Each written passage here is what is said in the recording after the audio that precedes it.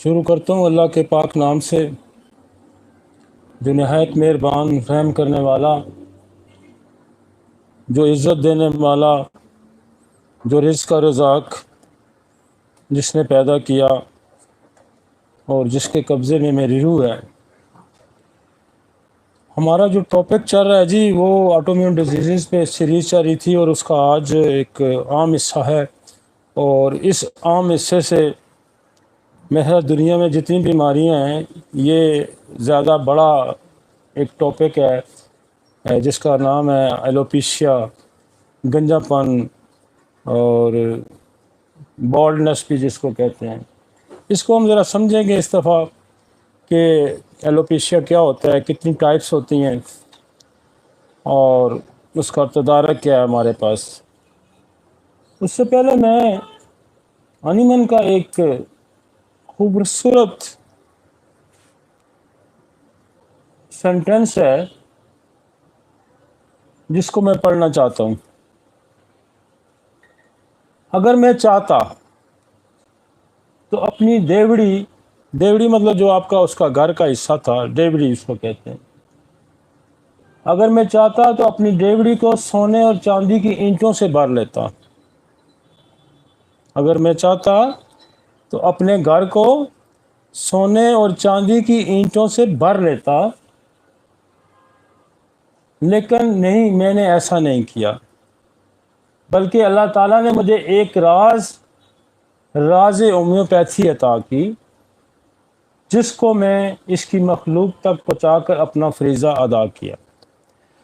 اتنا خوبصورت وہ کہتا کہ اگر میں چاہتا تو میں اپنے گھر کو سونے کی اینٹوں سے بھر دیتا، لیکن میں نے ایسا نہیں کیا۔ میں نے ایک پیغام تھا خدا نے میرے اندر وہ ڈالا، اور وہ میں نے خدا کی مخلوق تک وہ پہنچایا۔ اس کا مقصد یہ ہے کہ یہ جو پروفیشن ہے آپ کا، اس کا مقصد یہ نہیں ہے کہ ہم نے اپنی تجوریاں بھرنی ہیں۔ اس کا مقصد یہ ہے کہ جو ڈاکٹر ہے نا وہ کمرشلزم کے اندر نہیں آتا۔ ڈاکٹر جو پہلے طبیب ہوتے تھے بیسیکلی وہ ولی، پیغمبر، صوفی ہوتے تھے، اور خدا نے انسان کی صحت جو ہے یہ بیسیکلی خدا کی دین ہے، اور خدا کی دین جو ہے وہ جب کسی کو ودیعت کرتا ہے تو اپنے کسی نیک بندے کو ودیعت کرتا ہے۔ انسانی صحت جو ہے یہ کوئی سائیکل نہیں ہے، یہ کوئی گاڑی نہیں ہے، یہ کوئی مشین نہیں ہے جس کو انسان نے بنایا اور اس کو انسان ٹھیک کر سکتا ہے۔ یہ بیسیکلی خدا نے اس کو بنایا، اور خدا نے اپنے طور پہ جس کو ودیعت کی یہ علم انسانوں کی صحت کے بارے میں۔ تو یہ معمولی بات نہیں، دنیا میں افضل پیشہ جو ہے، سب سے افضل پیشہ جو ہے نا وہ میڈیکل سائنس ہے۔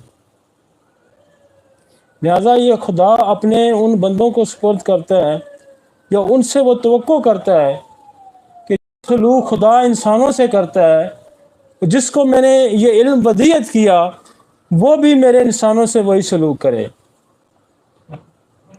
اور یہ بالکل بڑا درست اس نے بولا ہے کہ میں چاہتا تو میں سونے چاندی سے اپنے گھر کو بھر لیتا، لیکن میں نے ایسا نہیں کیا۔ لیکن اگر وہ سونے چاندی کو بھر بھی لیتا تو کیا ہوتا، اس کی زندگی کے ساتھ ختم ہو جانا تھا، پھر کسی نے اس کو کھانا پینا تھا۔ لیکن جو اس نے راز خدا نے کہتا جو راز خدا نے مجھے دیا وہ میں نے لوگوں تک پہنچایا، اور یہ تا قیامت جب تک دنیا قائم ہے یہ علم چلتا رہے گا، یہ پھیلتا رہے گا، لوگوں کو اس کا فیض پہنچتا رہے گا۔ ہم بھی اسی کا حصہ ہیں، اس لیے کسی کو کوئی بات اچھی لگے یا بری لگے، یہ جو قول میں نے دہرایا نا یہ انیمن کا قول ہے۔ اس لیے مجھے بہت کئی دفعہ دکھ ہوتا ہے اور بہت تکلیف ہوتی ہے کہ ہمارے لوگ، اور میں پچھلے دنوں میں نے اپنے نام سے بھی لوگوں کو لوٹتے ہوئے دیکھا ہے، اور میں نے اس کا سختی سے نوٹس لیا ہے کہ دیکھیں جی ہم اپنا علم بیچتے نہیں ہیں، اور ایون میرے کلینک سے جو ڈاکٹر، میرے دوست، میرے بھائی دوائی لے بھی جاتے ہیں، ہم کوشش کرتے ہیں کہ اس سے بھی ہم چارج نہ کریں، جے کہ ہم اس کو بیچیں، جے کہ ایک بندے کا حق ہے کہ وہ دوائی کسی کے آگے سیل کر سکتا ہے، لیکن اس کی کوئی لمٹ ہونی چاہیے، اس کا کوئی مناسب ریٹ ہونا چاہیے۔ یہ نہیں کہ ایک دنیا میں ناپید. اور یہ میں آپ کو بتاؤں کہ میکسیمم سورس جو سورس کا وہ میں لے کے آیا ہوں باہر سے، یو کے سے، اور یہاں سے ہی لوگ لے کے گئے ہیں. اور مجھے دکھ ہوتا ہے کہ وہ جو ہم سے لے کے گئے ہیں ہمیں پیسے دے کے نہیں وہ گئے، لیکن وہ آگے وہ بیچ رہے ہیں. کتنی بری بات ہے، کتنی دکھ کی بات ہے. اس سے نہ صرف میری روح کو تکلیف پہنچتی ہے بلکہ انیمن کی روح کو بھی تکلیف پہنچتی ہے. اور میں یقین سے اگر یہ بات کروں، میں پھر بھی ہومیوپیتھک ڈاکٹروں کا، میں فارماسیوٹیکل کمپنیوں کا میں ہمیشہ برہم رکھتا ہوں. وگرنہ میں بہت ووکل آدمی ہوں، بہت بولنے والا ہوں. میں نے اس برہم سے پردہ جب اٹھایا تو لوگ ان کو جوتے ماریں گے. پھر بھی میں ہومیوپیتھی کا برہم رکھتا ہوں کہ یہ دوائی اتنی کاسٹ نہیں کرتی جتنی لوٹ مار مچی ہوئی ہے، اتنی کاسٹ نہیں کرتی، یہ بہت کم کاسٹ کرتی ہے. اگر میں 400 کی دوائی 2 ہفتے کی دیتا ہوں یا 800 کی تو میں پلے سے تو نہیں دیتا نا بھائی میرے. اور کسی کو یہ شک ہے کہ میں کوئی ایسی دوائی یا خود تو نہیں، یہ تو میں نے بھی یو کے سے، جرمنی سے، انہی کمپنیوں کی دوائیاں ہم استعمال کرتے ہیں نا. تو کہنے کا مقصد یہ ہے کہ میں اپنے دل کا بوجھ اس لیے اتارنا چاہتا ہوں کہ میں نے ایک بات سنی، میں نے ایک بات سمجھی، تو میں اس کا تدارک کروں. جس حد تک میں روک سکتا ہوں تو روکوں، ہاتھ سے روکوں، زبان سے روکوں، محسوس کروں. یہ درجات ہیں ایمان کے. تو لہٰذا میں تو وہ 3rd درجے میں رہنا ہی نہیں چاہتا. میں تو زبان سے بھی روکوں گا اور میں ہاتھ سے بھی روکوں گا. لہذا کسی کو غلط فہمی ہے تو وہ دور کر لے اور اپنے آپ کا اپنا قبلہ درست کر لے. وگرنہ ابھی میں ایگریشن میں نہیں ہوں، پھر میں جاؤں گا ایگریشن میں، تو پھر یہ 2 4 10 مریض جو کلینک پہ چلتے ہیں نا یہ بھی بند ہو جائیں گے. اور یہ جو لیب والے جو بالکل اپنے آپ کو یہ سمجھتے ہیں کہ میڈیسن بنانے والی کمپنیاں کہ جی ہم بڑی مرملا پڑی ہے، یقین مانے میری ایک سپیچ ان کی سیل بند کروا دے گی. اگر میں 400 500 1000 2000 کا مجمع اکٹھا کر کے میں نے بولا نا تو پھر سیلیں بند ہو جائیں گی، پھر خریدار جو ہے نا وہ کم ہی رہ جائیں گے. تو پھر ہم فی سبیل اللہ کوئی سبیل لگا لیں گے. یہ بھی میں آپ کو بتا دوں، پھر ہم کوئی فی سبیل اللہ سبیل لگا لیں گے کہ آؤ یہاں 10 روپے کی بکتی ہے اور 20 روپے کی بکتی ہے. کوئی مشکل کام نہیں ہے یہ. ہمیں دوائی بنانے کے سارے طریقے سے ہم واقف ہیں. لہذا مہربانی کریں، لوگوں کے حال پہ رحم کریں اور اس مخلوق پہ رحم کریں. میری ڈاکٹروں سے بھی گزارش ہے اور میں فارماسیوٹیکل کمپنیوں کو بھی کہتا ہوں کہ آپ بھی جانتے ہیں اور میں بھی جانتا ہوں اس پہ کتنا خرچہ آتا ہے اور کتنی کاسٹ آتی ہے. تو اس لیے کہ یہ انیمن کا پیغام تھا اور میرا فرض تھا، میری ڈیوٹی میں شامل ہے کہ میں لوگوں تک پہنچاؤں، میں انسانوں تک پہنچاؤں. اور میں اپنے ڈاکٹر، ہمارے ڈاکٹر بھی بیچارے بہت پس رہے ہیں اس بات سے کہ مہنگی دوائیاں یہاں فلان ہے، کیا کریں، مجبوری ہے. تو اتنا کریں کہ ماتھے پہ کوئی سلوٹ ڈال کے آپ سے دوائی نہ خریدے، اور مریض بھی ماتھے پہ سلوٹ ڈال کے آپ سے دوائی نہ لے. یہ کار خیر ہے.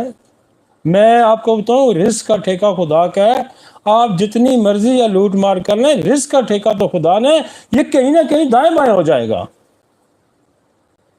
بالکل 1000% ہو جائے گا، یہ کام ہی نہیں آئے گا. ہم ان لوگوں کے حالات جانتے ہیں جن کے پاس اربوں روپے ہیں لیکن وہ کھا کچھ نہیں سکتے. ان کی زندگیاں آپ سوچ بھی نہ سکیں. بڑی بڑی امپائرز ہیں لوگوں کے پاس، لیکن وہ امپائر جو ہے وہ صرف اس امپائر کے رکھوالے ہی ہیں، اس کو یوٹیلائز نہیں کر سکتے. ایک عارضی زندگی ہے، ہمارا کریکٹر ہے جس نے ختم ہو جانا ہے. اور یہ بڑا خوبصورت، میں چاہتا تھا کہ آپ اس کو پڑھیں، اور جب آپ پڑھیں گے تو اسے پھر سمجھیں گے کہ مخلوق جو خدا نے آپ سے وعدہ کیا کہ رزق کا تو میں ذمہ دار ہوں، اور ہماری نیتیں ہیں وہی ہم درست کر سکتے ہیں. اور آپ کی نیت اچھی ہے تو آپ سے کچھ غلط بھی ہو جاتا ہے تو مجھے پورا یقین ہے کہ آپ کی انٹینشن درست ہے، تو جو غلط ہوتا ہے اس کے اثرات اچھے مرتب ہوں گے.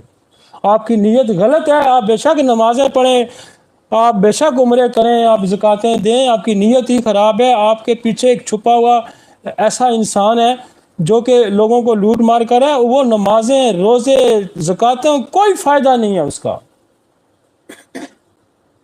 خدا کی مخلوق کا نظام چلانا میرا اور آپ کا کام نہیں ہے، یہ اللہ کا ٹھیکہ ہے۔ لہٰذا ہم اگر 10 لاکھ کا ڈاکہ ڈال کے بیچ میں 10 روپے زکوٰۃ کر لیں گے، اس کا کوئی فائدہ نہیں ہے۔ اتنا بھی سادہ، اتنا بھی ناسمجھ خدا نہیں ہے کہ آپ کی اس چلاکی یا یاری مکاری کو وہ نہ سمجھ سکتا ہو۔ یہ بھول ہے کسی کی۔ اور سورہ بقرہ میں وہ کہتا ہے کہ میں پھر بڑی ڈیل دیتا ہوں، میں ڈیل دیتا ہوں، پھر ڈیل دیتا ہوں، اور اتنی ڈیل دیتا ہوں، اور جب میں ڈیل کھینچتا ہوں تو پھر نہ دولت، نہ ماں، نہ باپ، نہ ڈاکٹر، کچھ بھی نہیں بچا سکتا، پھر کچھ نہیں۔ اور یہ اٹل ہے، اور یہ حقیقت ہے۔ کسی کا دل دکھتا ہو تو بے شک دکھے، یہی حقیقت ہے، یہی حقیقت ہے۔ اور ہمیں دیکھنا چاہیے کہ یار کوئی مریض اس قابل ہے یا نہیں، ہم اس سے لیں گے۔ یقین مانے میں غلطی سے بھی پیسے لے لوں نا زیادہ، حالانکہ میں جتنے لیتا ہوں اس سے زیادہ نہیں لیتا، لیکن میں اس کو بھی اس لیے غلطی سمجھتا ہوں کہ کوئی ہو سکتا ہے 400 بھی نہ دے سکتا ہوں، اور میں اس سے لے لیتا ہوں۔ میرا تو رات کو 10 گنا نقصان ہو جاتا ہے۔ میں تو اس خوف سے نہیں لیتا، کیونکہ ہمیں تو ڈائجسٹ ہی نہیں ہوتا بھائی، ہمیں تو ہضم ہی نہیں ہوتا۔ پتہ نہیں کس طرح لوگ ہضم کر لیتے ہیں۔ اس لیے ہاتھ ہولا رکھیں۔ میں اسپیشلی دوائیاں بنانے والوں سے میری گزارش ہے کہ ہاتھ ہولا رکھیں، اور اپنے ڈاکٹر صاحبان سے بھی بات ہے کہ ہاتھ ہولا رکھیں۔ کوئی پتہ نہیں یار کل تک ہے نہیں ہے، کتنی زندگی ہے، کیوں مطلب آدمی کل جانا تو ہے کہیں، کوئی نہ کہیں عدالت لگنی ہے۔ یہاں سے شرمندگی سے جانے سے بہتر ہے کہ کچھ ابھی بھی وقت ہے۔ توبہ تو وہ کسی وقت بھی قبول کر لیتا ہے نا، لیکن کرتا اسی وقت ہے جب کسی کرنے کے قابل ہوں آپ، اور جب آپ کسی کام کرنے کے قابل نہیں ہوتے پھر توبہ شبہ کی کوئی بات نہیں۔ اور اکثر ہمارے بزرگ کہتے تھے نا، جب آپ اس قابل ہوں، آپ کے پاس جوانی ہو، آپ کے پاس جوش ہو، آپ کے پاس اقتدار ہو، آپ کے پاس پاور ہو، تو پھر آپ درست رائے راست پہ آئیں تو یہ شیوائے پیغمبری ہے، یہ ولیوں پیغمبروں کا شیوا ہے۔ جب آپ کے پاس تھا، جب آپ یہ فارغ ہونے والے ہیں آخری ہچکی میں، تو توبہ کیا قبول ہوگی؟ اس وقت تو آپ کرنے کے کچھ قابل ہی نہیں رہتے نا۔